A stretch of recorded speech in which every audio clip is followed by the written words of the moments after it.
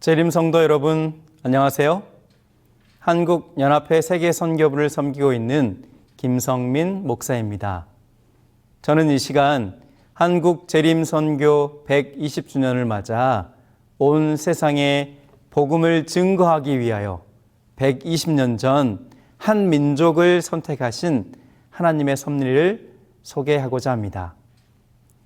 먼저 하나님의 말씀 마태복음 24장 3절과 14절을 낭독하겠습니다.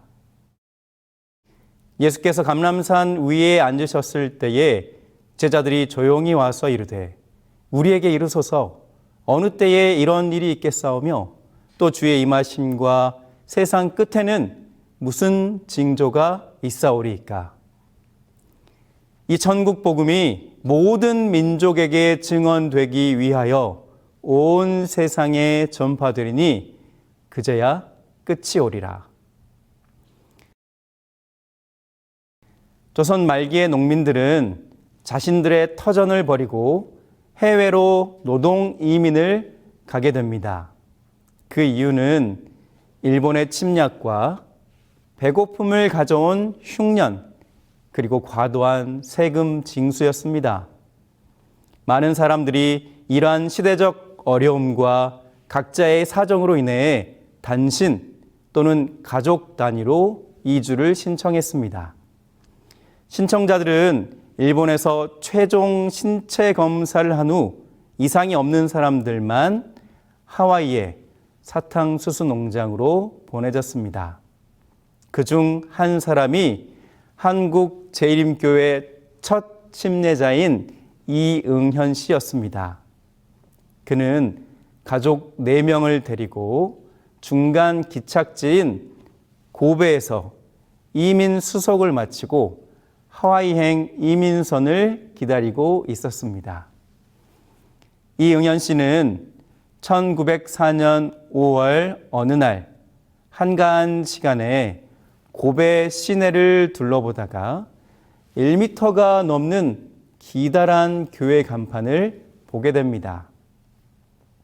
그곳에는 제7일 제강림교파의 고백교회라고 적혀 있었는데 감리교회 신자였던 그는 이 긴 기독교적 간판의 이름이 궁금해서 한참을 쳐다보고 있었습니다. 당시 고백교회의 목회자는 32살의 쿠니야 히데 전도사였는데 교회 현관에서 이러한 그의 모습을 보던 전도사 쿠니야는 조선인 이응현 씨를 교회당 안으로 정중하게 모시게 되었습니다. 막상 교회 안에 들였지만 두 사람은 언어적 장벽으로 소통이 힘들었습니다. 이런저런 방법 끝에 한문으로 필담을 시도하게 되었으며 이를 통해 간판의 명칭이 안식일과 예수의 재림에 대한 취지임을 알 수 있게 되었습니다. 흥미를 느낀 이응현 씨는 그 다음 날부터 계속적으로 이곳에 찾아와 재림교회의 교리를 배워 나갔습니다. 복음의 진리를 경험한 그는 이민을 포기하고 한국으로 돌아가 복음을 증거하고자 했지만 이민을 지도하는 인솔자의 만류로 다시 배에 타기로 결심하게 됩니다. 하지만 하나님의 섭리로 배에 오르기 얼마 전 그가 눈병에 걸리게 되어 이민선에 오르지 못하게 됩니다. 그래서 그는 20여일을 고베에 더 머물며 눈병을 치료하게 됩니다. 이 기간 그는 다른 한 사람을 더 데리고 고백 교회에 가게 되는데 그 사람이 바로 함께 침례를 받은 손흥조입니다. 이들은 날마다 교회에 찾아가 말씀을 배웠으며 마침내 안식일에 교회에 출석하여 예배에 참석하였으며 그날 늦은 밤까지 말씀을 연구하였습니다. 그날은 하와이로 가는 배가 출항하기 하루 전 토요일이었습니다. 그 토요일 밤에 두 조선인들이 중점적으로 배운 신앙의 주제는 침례에 대한 성경의 가르침이었습니다. 이로써 침례의 성서적 기초에 대한 확신을 하게 된 두 조선인 구도자는 그들이 비록 이미 세례를 받은 그리스도교 신자들이긴 했지만 침례받기를 원했습니다. 밤이 늦어 반대하는 쿠니아 전도사에게 그들은 예수 그리스도께서 우리를 위해 죽으시고 장사되시고 다시 부활하심을 고백하는 침례를 받음으로써 하나님의 참 백성으로 다시 태어나고 싶다고 눈물로 전도사에게 간청하였습니다.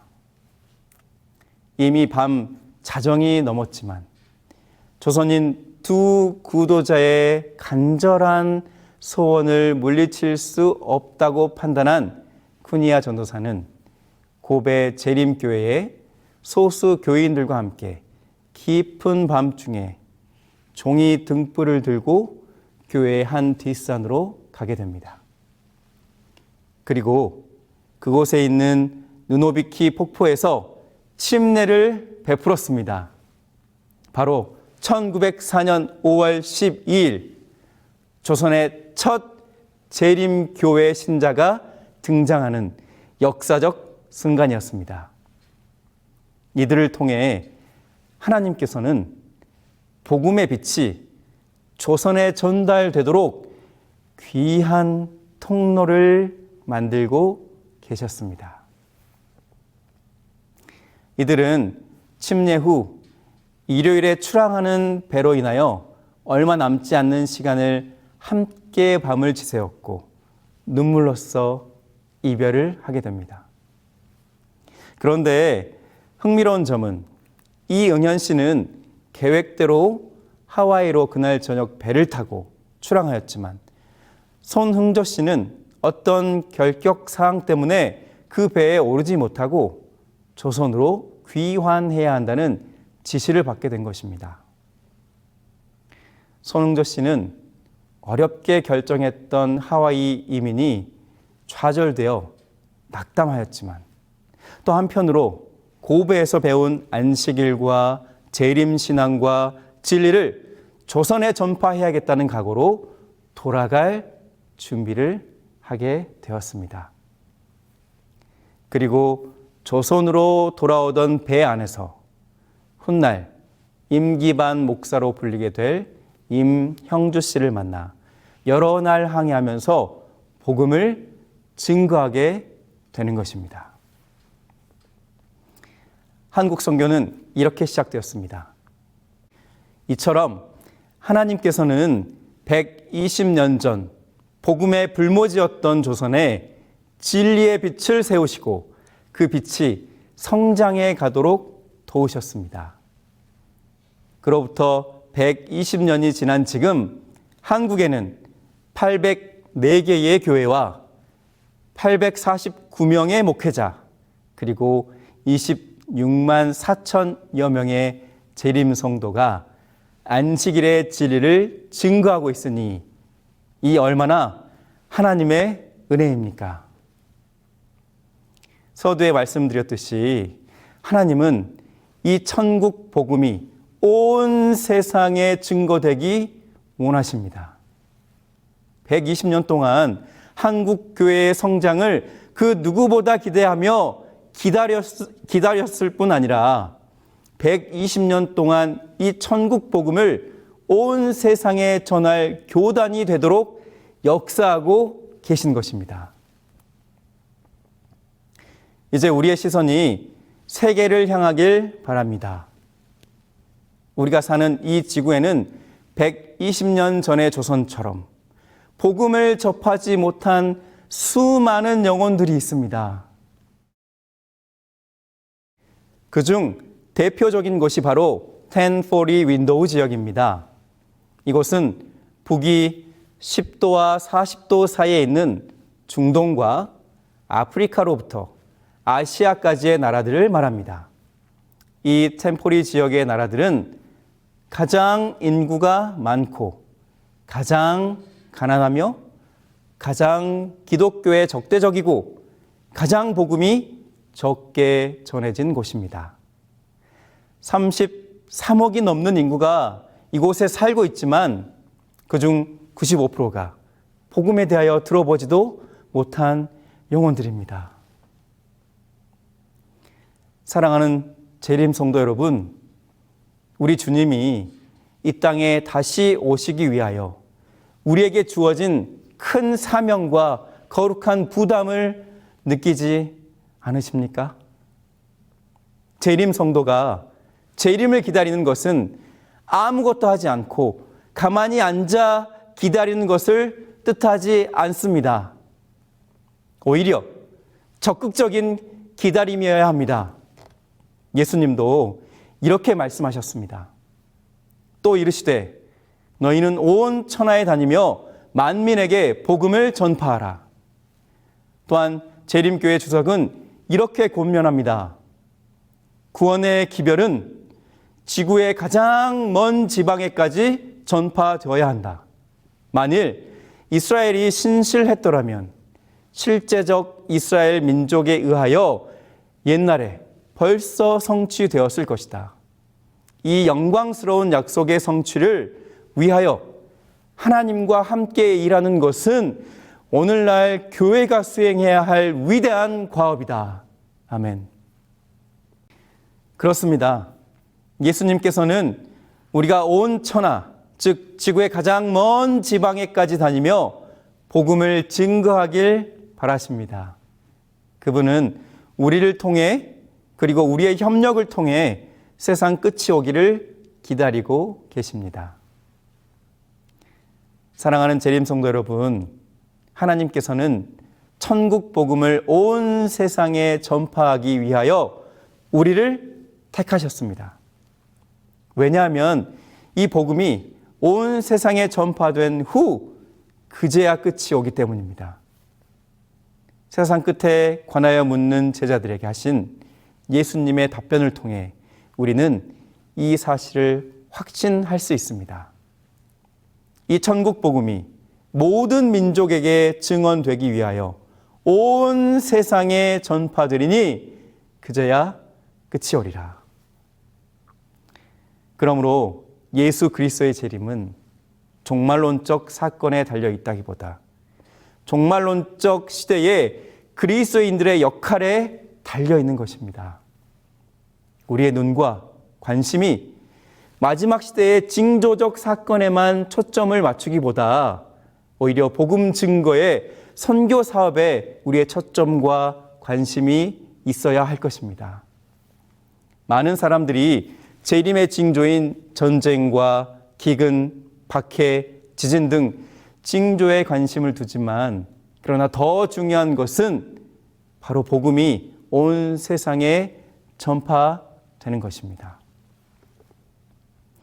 이러한 복음 증거에 대한 거룩한 부담감으로 세계 선교 사업을 위해 헌신하기로 결심한, 그래서 선교지에서 활동하고 있는 한국의 선교사들이 있습니다. 이들은 총 100여 가정으로 전 세계의 26개 나라에 상주하며 예수의 재림을 촉진시키고 있습니다. 여러분, 이들을 위하여 다음의 3가지로 함께 해주시기를 호소합니다. 첫째, 이들을 위해 기도해 주십시오. 기도는 모든 것을 가능케 하는 능력입니다. 특별히 교회 지남의 매일의 기도력에 선교사들을 위한 기도 제목이 있습니다. 아침 또는 저녁으로 예배 드리실 때 이들의 이름과 선교지의 제목을 가지고 함께 기도해 주시기를 호소합니다. 우리의 기도가 분명 기적을 만들어줄 줄 믿습니다. 둘째, 후원자가 필요합니다. 한국연합회 세계선교부는 텐포리 지역에 총 12개의 프로젝트를 선정하여 각 프로젝트마다 3천만 원을 후원하고 있습니다. 이미 많은 분들이 동참하고 있습니다. 여러분들도 함께 동참하여 적은 금액이라도 주저하지 마시고 선교를 위해 후원해 주시기를 호소합니다. 보리떡 5개와 물고기 2마리로 기적을 행하신 하나님께서는 여러분이 보내주신 그러한 자금을 통하여 선교사들이 있는 지역에서 10배 혹은 100배 이상의 것으로 사용하시고 계시고 또 사용하실 것입니다. 마지막으로 활동하는 선교사가 되어주시길 기도합니다. 해외 선교사가 되는 길은 여러 가지 방법이 있습니다. 한 주 또는 2주로 가는 단기 선교사, 또는 1년 이상의 장기 선교사, 모두 여러분에게 열려 있습니다. 하나님의 부르심에 고민하고 계시다면 주저하지 마시고 그 부름의 확신을 가지고 응답하는 선교사가 되길 간절히 기도합니다. 말씀을 정리하며 하나님께서는 120년 전 한국에 복음을 증거하셨습니다. 이와 동일하게 이제는 다른 곳에 이 빛이 전달되어지기 위하여 일하고 계십니다. 아직 복음이 전달되지 못한 단 한 번도 예수 그리스도와 그의 복음에 대하여 들어보지 못한 사람들에게 복음이 증거되도록 하는 것이 재림을 준비하는 것입니다. 사랑하는 재림 성도 여러분, 우리가 이 일에 동참하시게 되길 간절히 바랍니다. 그리하여 우리 주님, 그리운 예수님이 곧 오시게 되길 간절히 소망합니다.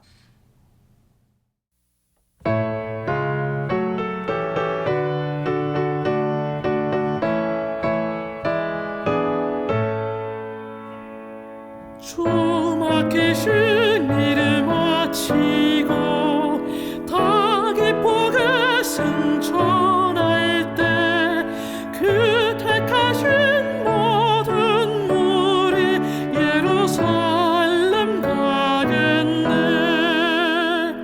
기쁨 그곳에 있겠네. 기쁨 다함이 없겠네. 그날이 이르면 하늘나라 가겠네. 새 노래로 찬미하면서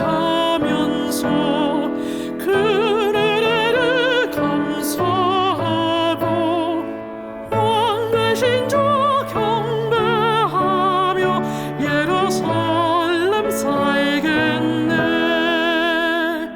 기쁨 그곳에 있겠네. 기쁨 다함이 없겠네. 그날이 이르면 하늘나라 가겠네. 정금으로 지은 저 천성 주 지으신 저 소일세 모 성도들 그곳에서 영원 동강 누리리. 기쁨 그곳에 있겠네. 기쁨 다함이 없겠네. 그날이 이르면 하늘나라 가겠네.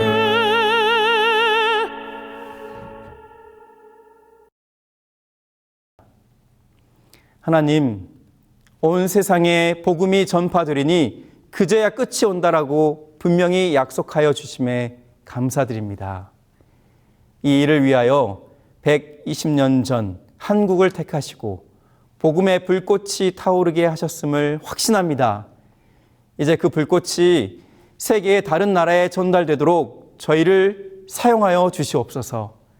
우리의 기도와 재물과 헌신을 통하여 주의 재림이 속히 이루어지도록 도와주시옵소서. 곧 오실 예수 그리스도의 이름으로 간절히 기도합니다. 아멘.